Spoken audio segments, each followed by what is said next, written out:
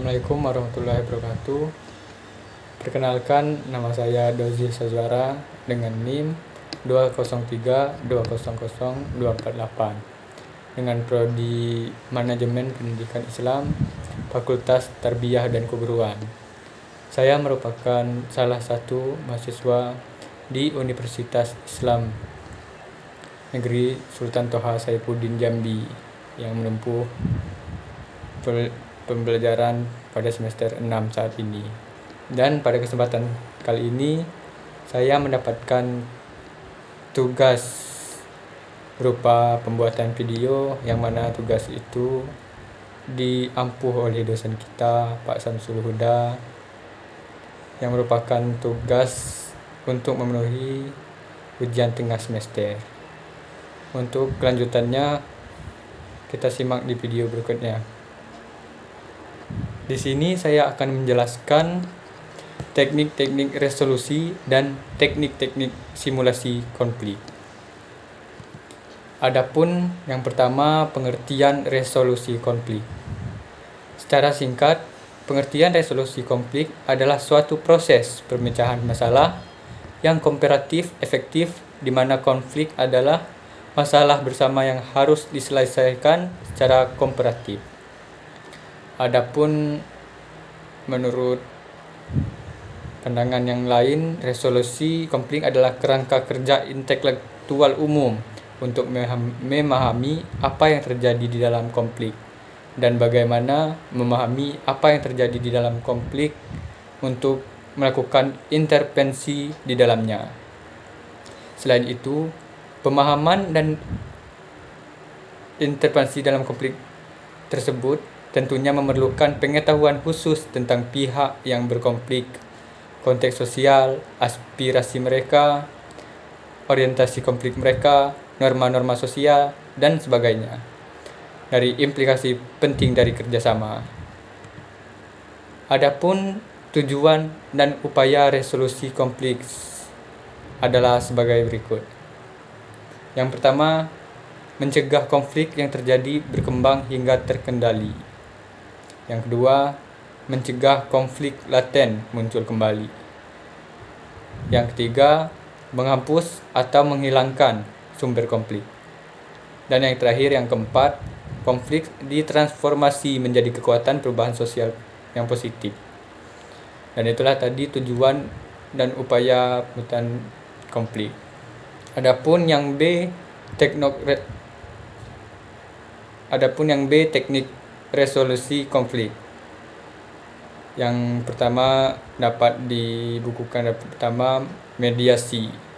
Secara etimologi, istilah mediasi berasal dari bahasa Latin mediare, yang berarti di tengah. Makna ini merujuk pada peran yang diemban oleh para pihak ketiga sebagai mediator dalam menangani dan menyelesaikan konflik di antara pihak. Dan yang kedua, negosiasi. Negosiasi menurut J. Froberg dan Taylor merupakan salah satu strategi dalam penyelesaian konflik, di mana para pihak setuju menyelesaikan persoalan mereka melalui proses musyawarah atau perundingan. Dan yang terakhir, adjudikasi. Adjudikasi berbeda dengan mediasi, yang mana pihak ketiga hanya memberikan pendapat atau rekomendasi. Pihak-pihak yang menggunakan jalur adjudikasi sebagai sarana untuk menyelesaikan sengketa di dalam resolusi konflik. C. Teknik-teknik stimulasi. Adapun yang pertama, pengertian stimulasi. Stimulasi konflik merupakan upaya yang dilakukan oleh manajemen sebagaimana yang konflik terjadi dengan jalan memberikan umpan-umpan.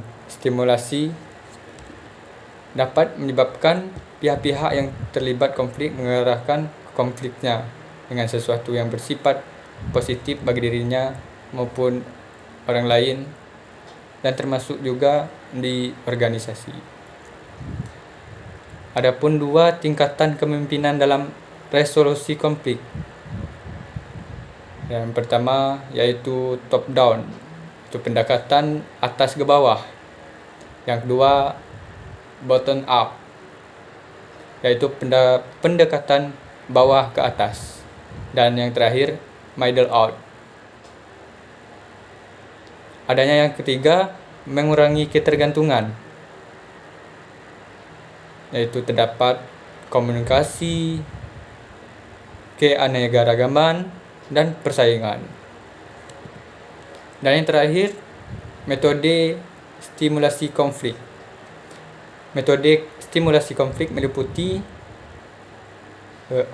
memasukkan atau menempatkan orang baru atau orang luar ke dalam kelompok. 2. Penyusunan kembali struktur organisasi dan penempatan perspektif. C. Penawaran bonus, penghargaan dan bentuk-bentuk apresiasi untuk mendorong persaingan dan semangat kerja. D. Pemilihan pemimpinan kelompok baru yang tepat.